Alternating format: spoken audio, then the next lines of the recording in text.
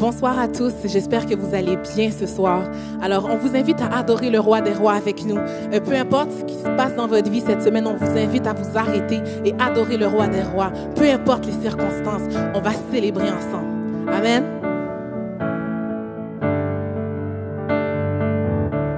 Béni soit ton nom dans le lieu de bénédiction où s'écoule ta provision. Béni soit ton nom. Yes. Béni soit ton nom quand je suis dans le lieu désert et que je marche solitaire. Béni soit ton nom. Pour tous tes bienfaits envers moi, je te louerai. Et dans les temps difficiles, je dirai, béni soit le nom du Seigneur, béni soit ton nom. Béni soit le nom du Seigneur, béni soit ton glorieux nom. Béni soit ton nom quand sur moi brille le soleil, que le monde tourne à merveille. Béni soit ton nom. Béni soit ton nom quand l'épreuve vient me former, quand je dois tout sacrifier. Béni soit ton nom. Pour tous tes bienfaits envers moi, je te louerai. Et dans les temps difficiles, je redirai, béni soit le nom du Seigneur, béni soit ton nom. Béni soit le nom du Seigneur, béni soit ton glorieux nom. Béni soit le nom du Seigneur, béni soit ton nom. Béni soit ton nom. Béni soit le nom du Seigneur, béni soit ton glorieux nom. Seigneur, tu as donné. Seigneur, tu as donné. Seigneur, tu as repris. Malgré tout, je dirais que ton nom soit béni. Seigneur, tu as donné. Seigneur, tu as repris. Malgré tout, je dirais que ton nom soit béni.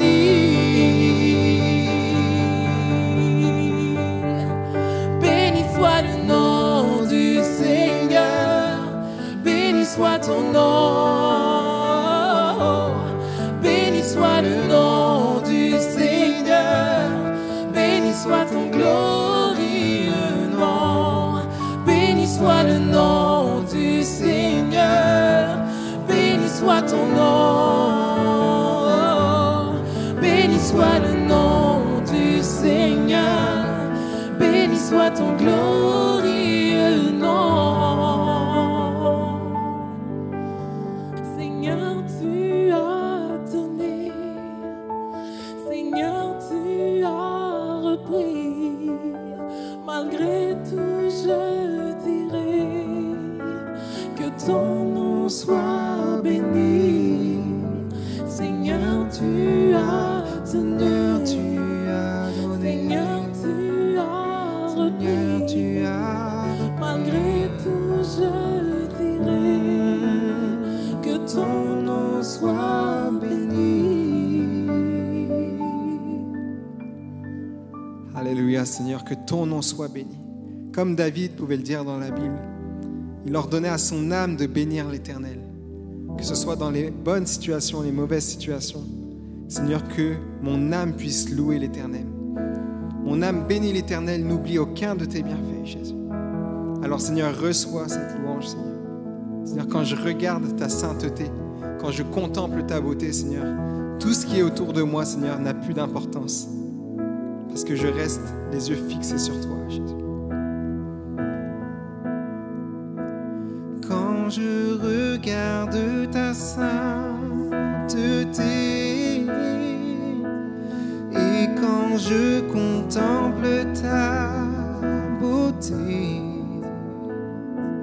les choses qui m'entourent ne valent plus rien pour moi.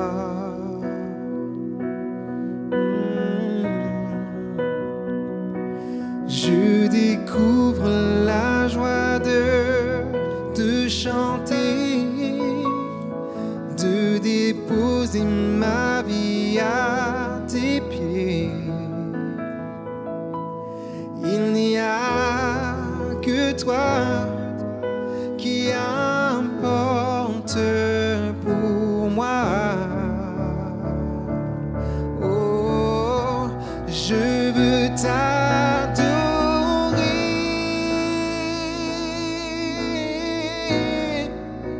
Oui, t'adorer.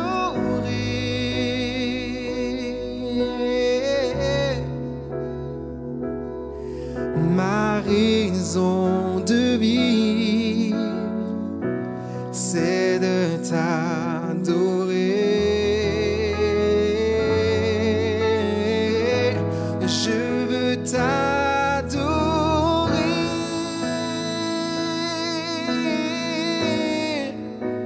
Oui, t'adorer.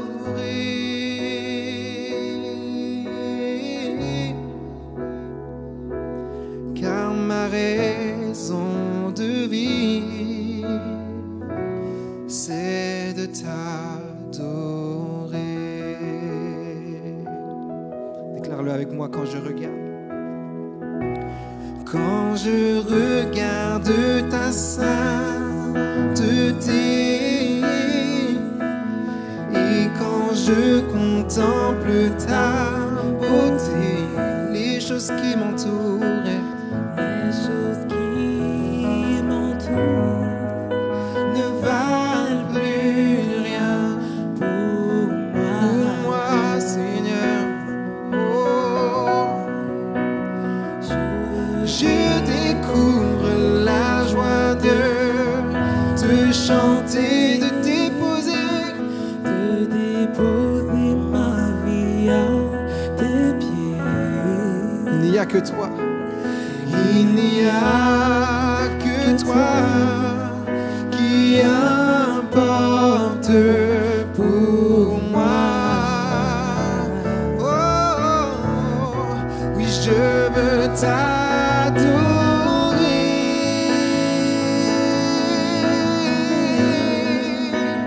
Oui,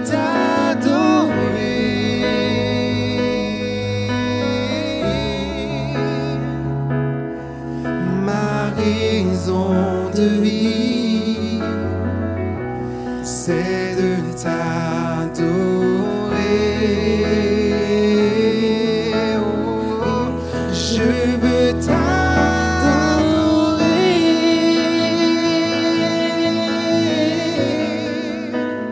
Oui, t'adorer.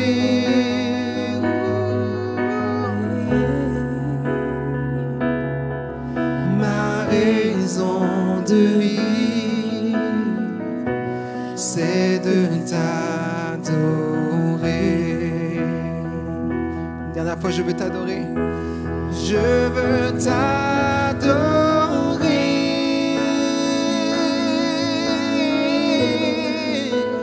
Oui, t'adorer. C'est la raison. C'est la raison pour laquelle je vis. C'est la raison pour laquelle je vis. Oui, c'est la raison pour laquelle je vis. Pour t'adorer, mon Dieu.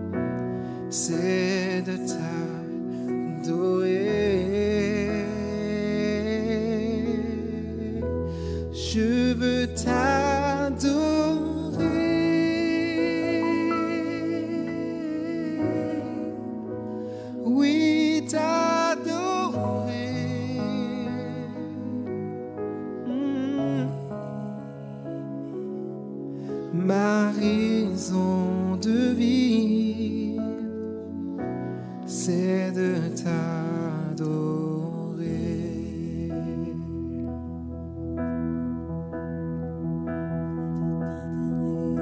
Oui, je te donne mon cœur. Il ne m'appartient plus.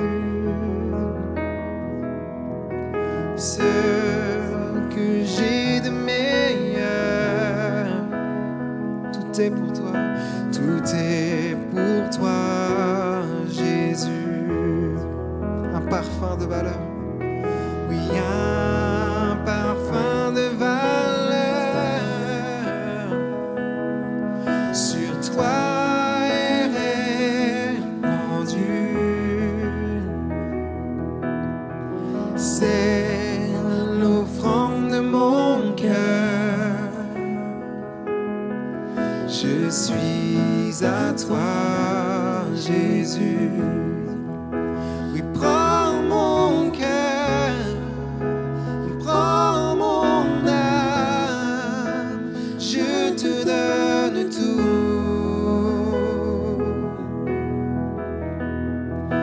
Oui, prends ma vie, oui, me voici, je te donne tout.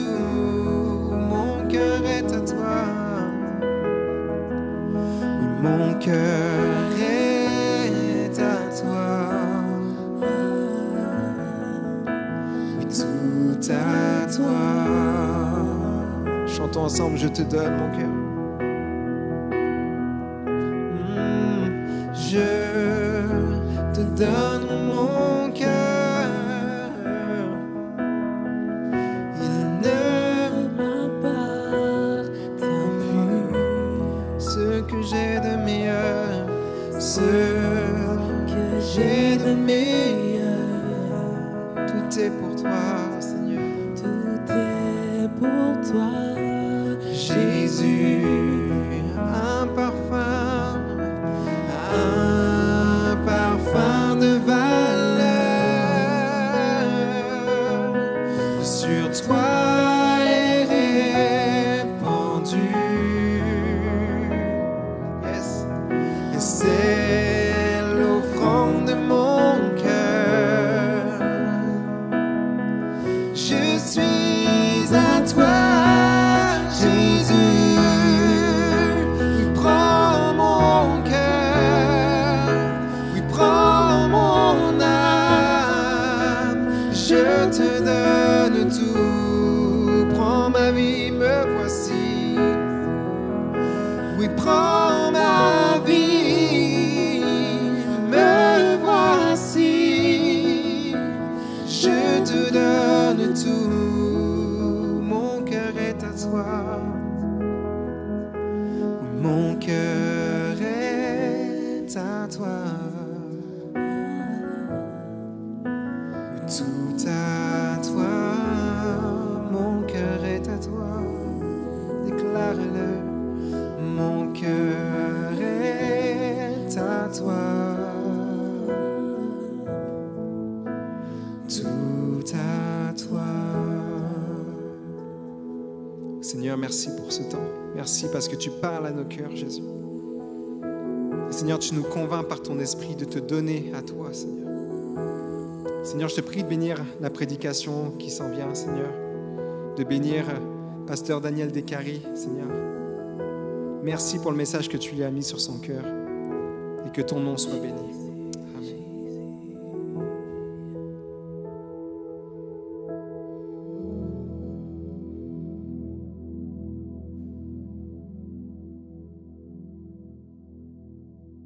Bonsoir, bienvenue à cette réunion de demi-semaine. Je suis Pasteur Daniel Descaries, je suis heureux de me joindre à l'équipe Nouvelle Vie pour ce message, pour cet enseignement demi-semaine.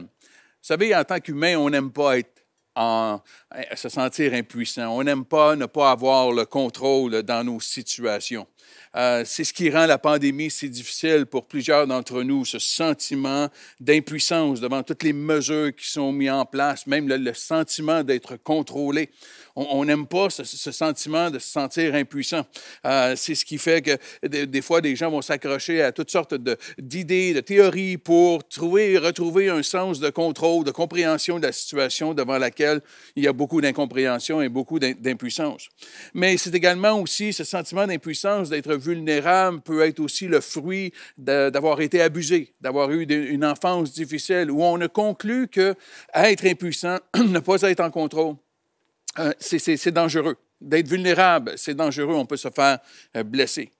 Et c'est là que dans notre réaction, on tente de vouloir tout contrôler, de reprendre le pouvoir sur nos vies. Et la vie devient lourde, la vie devient remplie d'anxiété parce que fondamentalement, on sait qu'on n'a pas le contrôle sur tout. On le sait dans tout notre être, même si on tente de se convaincre du contraire. On sait qu'on n'a pas le contrôle sur notre mort, qui est évidente, qui est assurée, qui va tous nous frapper. Et ce sentiment-là crée de l'anxiété, crée de l'angoisse. Je ne peux pas être vulnérable. Et parfois, ce besoin d'être en contrôle va également se manifester dans ma vie spirituelle. C'est-à-dire que la vie chrétienne devient plus une religion basée sur mes œuvres. Et c'est là que la vie de la foi devient lourde, elle devient pesante. Parce qu'on tente de contrôler, on tente de mériter, au lieu de recevoir la grâce que Jésus nous offre. Il nous invite à la grâce. Il nous invite à la paix. Jésus nous invite à l'amour qui bannit la crainte, l'amour parfait de Dieu. Et en ce sens, j'aimerais regarder à une rencontre que Jésus a eue avec un jeune homme riche, que la Bible nous dit, et qu'on retrouve dans 3 des évangiles. On les retrouve dans Matthieu, dans Marc et dans Luc. Moi, pour ce soir, pour la rencontre, je vais me limiter au passage dans Marc, mais vous pourrez aller lire les passages parallèles dans les 2 autres évangiles, où avec tous les éléments en place, on découvre que c'est un jeune homme, c'est un chef, et qu'il est riche, qu'il a beaucoup de moyens financiers. Et ce jeune homme s'approche de Jésus, et on va voir le texte dans Marc 10, les versets 17 à 22, comme ceci. « Comme Jésus se mettait en chemin, un homme accourut et se jetant à genoux devant lui. « Bon maître, lui demanda-t-il, que dois-je faire pour hériter la vie éternelle? » Et Jésus lui répondit, « Mais pourquoi m'appelles-tu bon? Il n'y a de bon que Dieu seul. Tu connais les commandements. Tu ne commettras point d'adultère, tu ne tueras point, tu ne déroberas point, tu ne diras point de faux témoignages, tu ne feras tort à personne. Honore ton père et ta mère. » Il lui répondit, « Maître, j'ai observé toutes ces choses dès ma jeunesse. » Et Jésus, l'ayant regardé, l'aima. Il lui dit, « Il te manque une chose. Va, vends tout ce que tu as, donne-le aux pauvres, et tu auras un trésor dans le ciel. Puis viens et suis-moi. » Mais affligé de cette parole, cet homme s'en alla tout triste parce qu'il avait de grands biens. Ce jeune homme s'approche de Jésus et lui dit, « Que dois-je faire? » Et Jésus, on est en chemin vers Jérusalem à ce moment-ci. Alors, il y a la foule, il y a tous les gens, et ce jeune homme s'approche de Jésus. Alors qu'on est en chemin vers Jérusalem pour aller célébrer la Pâque. Mais plus que cela, pour tout le monde, on s'en va célébrer la Pâque, mais Jésus est conscient qu'il s'en va à Jérusalem pour faire face à la croix. C'est la crucifixion qui s'en vient et il le sait. Et ce jeune homme demande à Jésus, « Mais que dois-je faire pour hériter de la vie éternelle? » Et Jésus, le jeune homme, débute en disant « Bon maître, bon maître. » Et la réponse de Jésus est assez étonnante au verset 18. Il dit « Pourquoi m'appelles-tu bon? Il n'y a de bon que Dieu seul. » Et Jésus affirme ce que Paul va écrire aux Romains des années plus tard. « Car tous ont péché et sont privés de la gloire de Dieu. » Ce que Jésus est en train de dire, c'est on est tous des êtres humains qui sont déchus. Nous sommes tous déchus. Nous sommes tous imparfaits. Nous avons tous chuté. Alors, bon dans le sens de la perfection, personne d'entre nous n'est parfait. Et ce que Jésus est en train de répondre à ce jeune homme, si tu veux hériter de la vie éternelle basée sur tes œuvres, basée sur tes efforts, basée sur tes forces, alors voici la solution, sois parfait. Sois parfait et tu pourras hériter de la vie éternelle. Et la vie éternelle, par les actions, par la religion, elle est là la solution. Si tu veux hériter par la religion, sois parfait. Comment? Bien, Jésus lui dit, en observant les 10 commandements. Tu connais les commandements, donc tu vas les observer. Et là, Jésus va lui dire, hein, tu ne commettras point d'adultère, tu ne tueras point, tu ne déroberas point, tu ne diras point de faux témoignages, tu ne feras tort à personne, honore ton père et ta mère. Je ne sais pas si vous avez remarqué, mais il y a beaucoup de miséricorde et de compassion de la part de Jésus ici. Parce que Jésus va omettre, quand il lui fait la liste, il lui fait la liste seulement des 6 derniers des 10 commandements et il va omettre les 4 premiers commandements. Jésus fait la liste des 6 derniers commandements qui ont rapport à nos relations humaines. Mais Jésus passe sous silence les 4 premiers commandements qui ont rapport avec notre relation avec Dieu. Entre autres, le premier commandement, tu n'auras point d'autre Dieu. Mais Jésus passe sous silence ces 4 premiers-là parce qu'il démontre sa miséricorde, démontre sa compassion à ce jeune homme-là. Et la réponse, la réponse du jeune homme est troublante et j'oserais presque dire arrogante. Hein? Au verset 20, il dit, mais j'ai observé toutes ces choses dès ma jeunesse. Alors, souvenons-nous que c'est un jeune homme, hein, dès sa jeunesse. Et il a observé ce qu'il est en train de dire, Jésus, mais je suis parfait. Tu vois? Et Jésus ne cherche pas à humilier le jeune homme. Jésus ne cherche pas à l'humilier, à le gêner devant tout le monde. Mais il veut plutôt lui montrer son imperfection, son impuissance à obtenir et à mériter la vie éternelle. C'est pour ça que le verset 21 est si important. Jésus, l'ayant regardé, l'aima. C'est avec amour que Jésus lui présente ce qu'il va lui présenter. C'est avec amour que Jésus va le confronter. Pas pour le gêner, pas pour l'humilier, mais pour lui faire réaliser sa réalité. Alors Jésus, l'ayant aimé, le regarda et dit, il te manque une chose. Va, vends tout ce que tu as, donne-le aux pauvres et tu auras un trésor dans le ciel, puis viens, suis-moi. Tu veux être parfait? Voici ce qui te manque. Et il va ajouter l'élément qui manque. Eh bien, si tu veux être parfait, va vendre tous tes biens et puis donne tout aux pauvres. Tu veux être parfait? Obéis totalement à tous les commandements. Vends tout ce que tu as. Et au verset 22, bien, la question se pose, c'est que dois-je admettre? Qu'est-ce que je dois admettre? Verset 22, ça nous dit, mais affligé de cette parole, cet homme s'en allant tout triste, car il avait de grands biens. Tu vois, on vient d'identifier quel était son Dieu. Son Dieu, c'était ses biens, c'était ses finances, c'était tout ce qui lui appartenait. C'était ça son Dieu.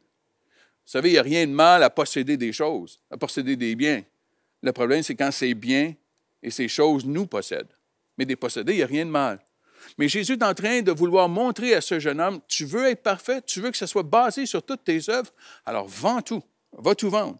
Et ce jeune homme va faire le triste choix de quitter, au lieu de simplement dire, Seigneur, c'est impossible.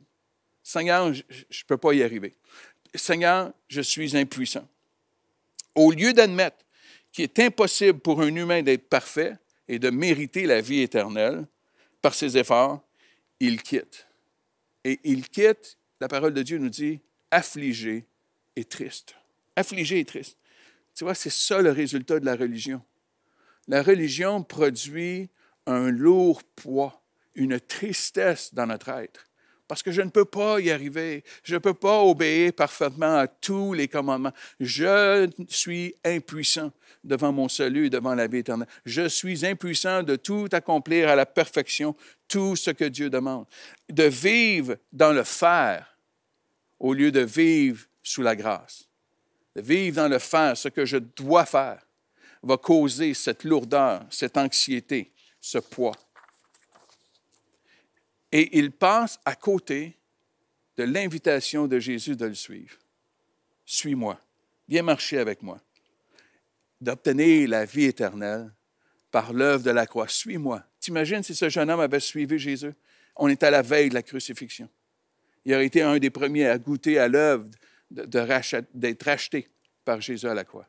Viens, admets ton impuissance. Et Jésus va déplorer et être attristé par le choix de ce jeune homme-là.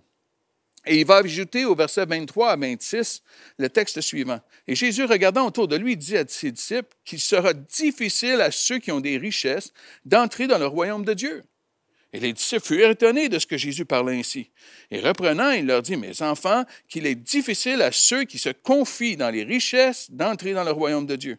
Il est plus facile à un chameau de passer par le trou d'une aiguille qu'à un riche d'entrer dans le royaume de Dieu. » Les disciples furent encore plus étonnés et ils se dirent les uns aux autres, « Mais qui peut être sauvé? » Parce que tu vois, à l'époque, on croyait que la bénédiction financière, que les moyens financiers que quelqu'un avait, étaient le fruit direct de son obéissance à Dieu, de la bénédiction de Dieu.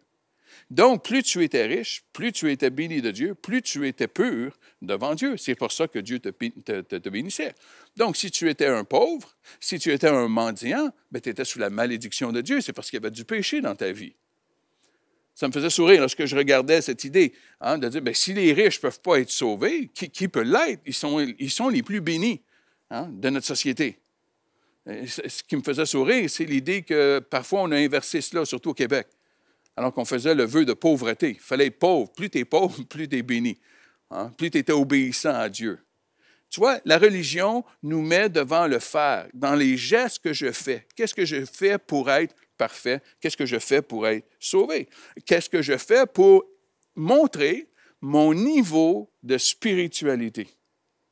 Et là, je me mets à comparer les uns avec les autres. Est-ce que je suis plus spirituel que toi? Est-ce que tu es moins spirituel que moi? Qui est le plus spirituel? Tu vois, on rentre dans une compétition. Au lieu d'accepter qu'on est tous pécheurs, que nous sommes tous des co-pèlerins qui marchons sur le chemin que Dieu trace devant nous, de marcher ensemble.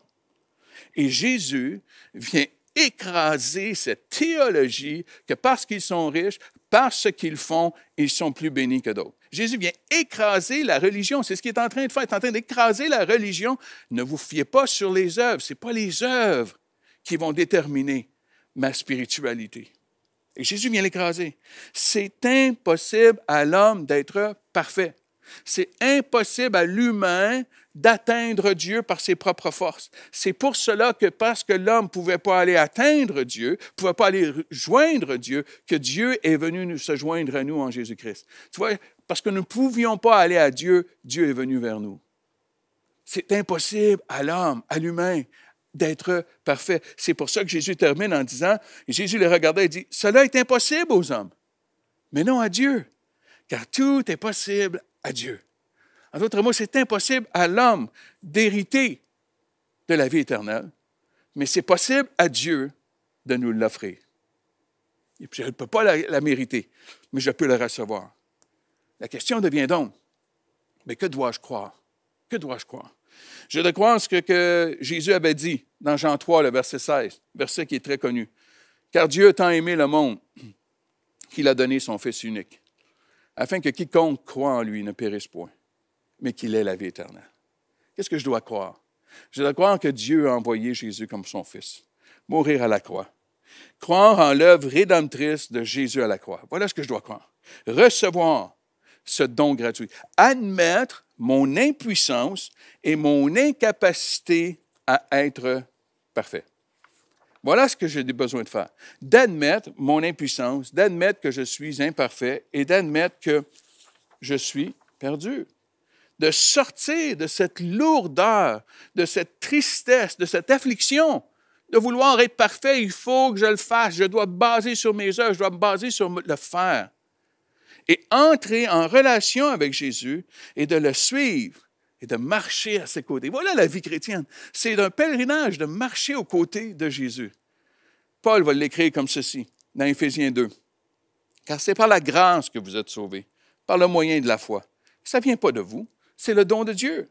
Ce n'est point par les œuvres, afin que personne ne se glorifie, car nous sommes son ouvrage, ayant été créés en Jésus-Christ pour de bonnes œuvres, que Dieu a préparées d'avance, afin que nous les pratiquions. » Tu vois ce que l'apôtre Paul vient mettre en place ici, que ce n'est pas par les œuvres que je suis sauvé. Mais je veux ajouter, et ce n'est pas par les œuvres que vous restez sauvés.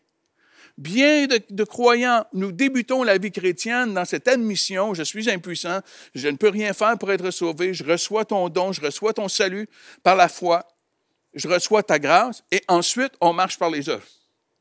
C'est assez étonnant, non? On reprend le contrôle là où on avait admis notre non-contrôle. Je tente de reprendre le contrôle de ma vie après avoir admis que je n'étais pas en contrôle. que j'étais impuissant.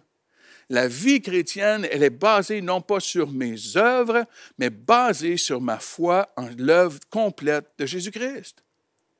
Et pour certains, présentement, dans le temps de pandémie, avec les églises qui sont fermées, il y a une difficulté parfois à dire, mais j'aimais servir dans l'église. Et c'est excellent, je vais y revenir.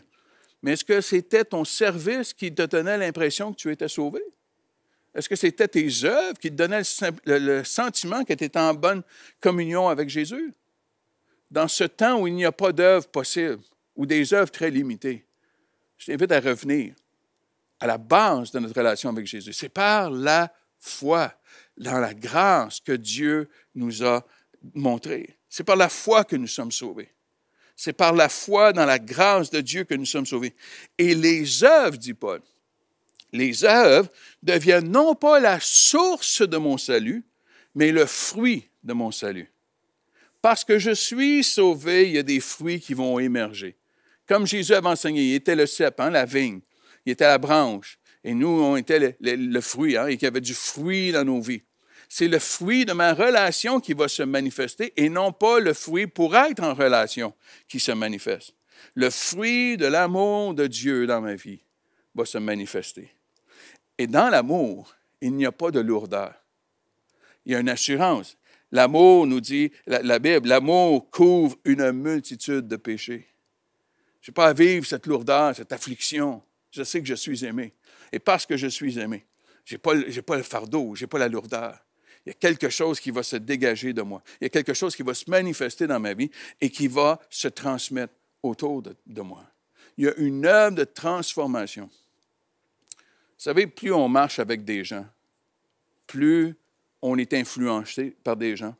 Je ne sais pas si vous avez déjà remarqué des couples mariés, qui sont mariés depuis un bon nombre d'années, des fois 50 ans de mariage ensemble.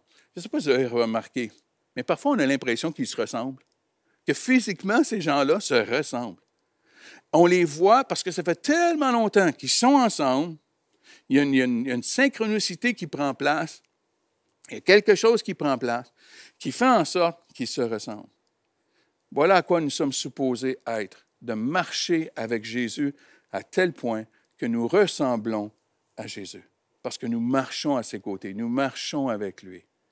Ce n'est pas les œuvres, ce n'est pas le poids, ce n'est pas la lourdeur.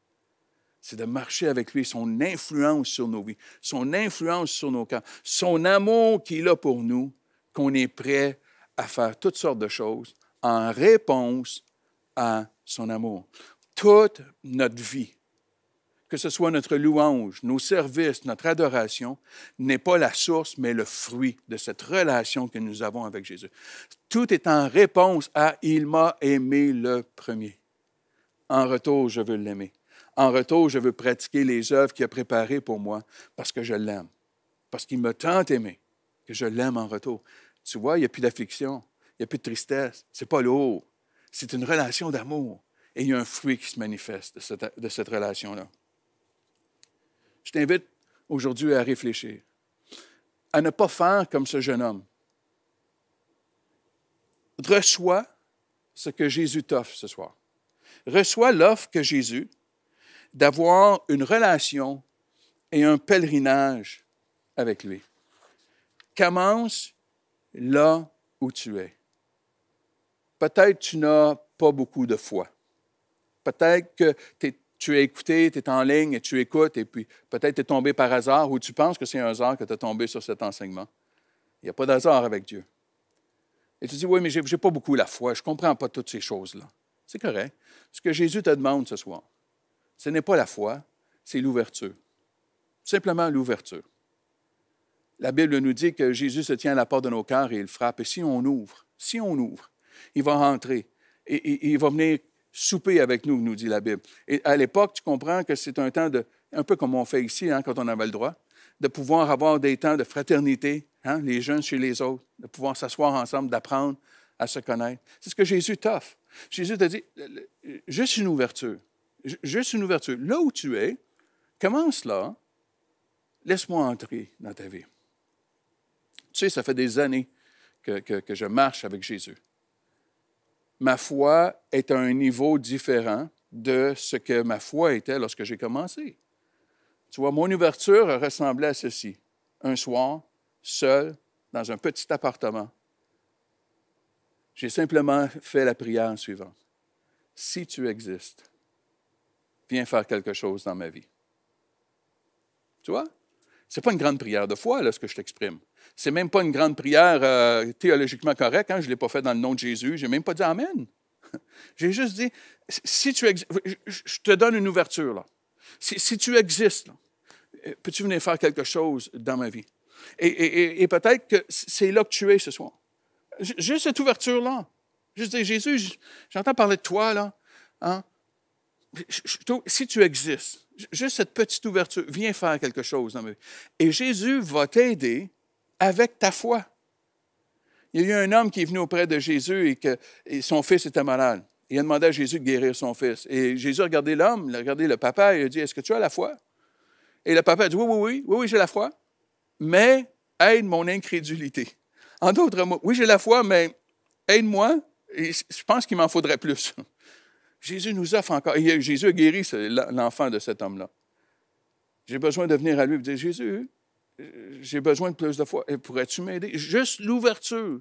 Au lieu de faire ce que ce jeune homme-là a fait et de quitter et de rester affligé dans la lourdeur, dans l'anxiété, juste de dire, Jésus, voici mon ouverture. Enseigne-moi. Et là, je t'invite après d'aller voir dans la parole de Dieu, d'aller lire dans le Nouveau Testament en particulier, pour voir qu'est-ce que Jésus a enseigné. Et laisse Dieu te parler à travers ça. Si tu n'as pas de Bible, c'est tellement facile d'en avoir en ligne aujourd'hui. Tu as accès à la Bible hein, à plusieurs endroits. Si tu en veux une en papier, simplement écris à l'Église Nouvelle Vie. On va t'en faire parvenir une. Appelle si tu as des questions. Pose des questions. Ose poser des questions pour mieux comprendre. C'est légitime. On a le droit de comprendre. On a le droit de poser des questions. Mais je t'invite à ce pèlerinage-là. Ne pas faire comme le jeune homme. Mais toi qui es croyant, qui es déjà croyant, rejette le fardeau et la lourdeur. Rejette la tristesse de la religion ce soir. Que tout dépend de tes efforts. L'anxiété de ne pas pouvoir tout contrôler. Dans ces temps de pandémie, dans ces temps de confinement, dans ces temps extrêmement difficiles émotionnellement, il y a un élément qui m'aide à gérer cette situation-là. J'ai déjà admis mon impuissance. À ma conversion, à ma demande, j'ai déjà admis, Seigneur, j'y peux rien. J'ai besoin de toi. Admets ton impuissance ce soir. Admets ta vulnérabilité, que tu ne peux pas tout contrôler. Et tu sais, avec Jésus, tu n'as pas besoin d'avoir peur d'être abusé. Jésus n'abuse jamais celui qui vient à lui de façon vulnérable. Reçois sa grâce. Reçois son pardon. Reçois son amour parfait qui bannit la crainte, même en temps de pandémie. Reçois et trouve la paix dans le fait que Dieu est encore Dieu. Et Dieu est encore en contrôle de toutes choses. Il va y avoir un après. Il y a encore beaucoup de vie devant nous. Fais confiance que Dieu est là et trouve ta paix en lui. Et vois et constate le fruit dans ta vie de marcher avec Jésus. Parfois, les gens me disent, « Ouais, mais je ne change pas. Il me semble qu'il n'y a pas de changement. » Ah oui? Ah bon? Oui, des fois, si on regarde de semaine en semaine, et des fois, ça peut être décourageant. Hein? Mais regarde donc de quelques années en arrière. Regarde il y a 5 ans. Regarde il y a 10 ans, si ça fait plusieurs années que tu marches avec Jésus. Regarde il y a 20 ans. Est-ce que c'est vrai qu'il n'y a pas de fruits dans ta vie? Parfois, je peux me décourager de dire, j'ai encore le même défi devant moi. Mais lorsque je regarde 30 ans en arrière, 35 ans en arrière, wow, le chemin qu'on a parcouru avec Jésus. Tu vois? Et regarde le fruit. Il y a un fruit qui va se manifester dans ta marche avec Jésus. Donc, la réponse à la question du jeune homme. Que dois-je faire, Jésus, pour hériter de la vie éternelle? Et la réponse est rien. La réponse est rien. Il n'y a rien que tu peux faire pour mériter la vie éternelle avec Jésus, la vie éternelle après la mort. Et c'est là la bonne nouvelle. Il n'y a rien qu'on peut faire. Tu dis, mais attends, là, tu es en train de dire qu'on est complètement impuissant, ce n'est pas une bonne nouvelle? Non, ce qu'on doit faire, ce n'est pas qu'est-ce que j'ai à faire, c'est qu'est-ce que je dois croire. Ce que j'ai besoin, c'est de réaliser que Jésus a tout accompli Il a tout accompli. C'est pour ça que c'est une bonne nouvelle. Il n'y a rien à faire. Jésus l'a tout fait pour moi. J'ai juste à le recevoir. Qu'est-ce que j'ai besoin pour avoir cette assurance de la vie éternelle? J'ai besoin de la recevoir et de croire seulement. Croire seulement. Et ensuite, il y aura des fruits. Ensuite, il y aura un résultat. Mais pour hériter de la vie éternelle, pour retrouver ma paix, c'est de réaliser que Jésus a tout accompli à la croix pour moi. Ce soir, c'est ma prière pour toi. Là où tu es, là où tu es rendu dans ta marche de la foi, reçois ce que Jésus a à faire. Et marche avec lui, marche à ses côtés. Si tu as déjà été croyant ou si tu es déjà croyant, reviens dans la relation. Éloigne-toi de la religion et reviens dans cette relation avec Jésus. J'aimerais prier pour toi ce soir. Seigneur, je te prie pour chaque personne qui nous écoute. Tu sais où ils sont. Je te prie pour ceux que peut-être la seule chose qu'ils ont en eux, c'est l'ouverture. Alors, je te prie que tu les aides à juste ouvrir la porte, simplement. Et je te prie que tu te manifestes à eux maintenant, qu'ils ressentent qu'il y a quelque chose qui prend place, il y a quelque chose qui est en train de prendre place spirituellement dans leur vie, que tu es là. Seigneur, je te prie pour tous ceux et celles qui sont peut-être remplis d'angoisse et d'anxiété présentement, qui est tout à fait légitime dans les situations, dans les circonstances que nous vivons, mais de revenir à toi, basé sur la grâce, basé sur la foi, que tu as tout accompli, Jésus. Nos vies sont littéralement entre tes mains et notre vie éternelle est assurée en toi. Aide-nous à marcher, trouver notre paix. Ce sentiment que la crainte est bannie parce que ton amour est parfait pour nous. Aide-nous à revenir à toi. Aide-nous à nous rapprocher de toi. Aide-nous à rester près de toi, de ne pas tomber dans nos efforts et nos sentiments de vouloir tout contrôler. Et de nous remettre encore une fois entre tes mains et de croire en toi. Et nous verrons le fruit de cette relation dans nos vies. Je te le prie en ton précieux nom, Jésus. Amen et amen. Merci d'avoir été avec nous et si vous voulez bien, avant de terminer, allons rejoindre l'équipe de louange pour un dernier chant d'adoration qui est le fruit de notre amour pour Dieu. Soyez bénis. Prends mon cœur, prends mon âme, je te donne tout. Oui, prends ma vie, me voici, je te donne tout. Prends mon cœur, Seigneur. Oui, prends mon cœur, prends mon âme, je te donne tout. Prends ma vie, oui, prends ma vie. Me voici, je te donne tout. Mon cœur est à toi, Seigneur. Oui, mon cœur est à toi.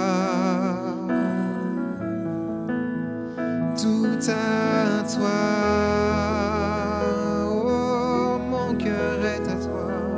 Oui, mon cœur est à toi. Tout à toi. Voilà, merci d'avoir été avec nous dans cette réunion de mi-semaine. Restez connectés avec nous toute la semaine. On se revoit dimanche pour la réunion.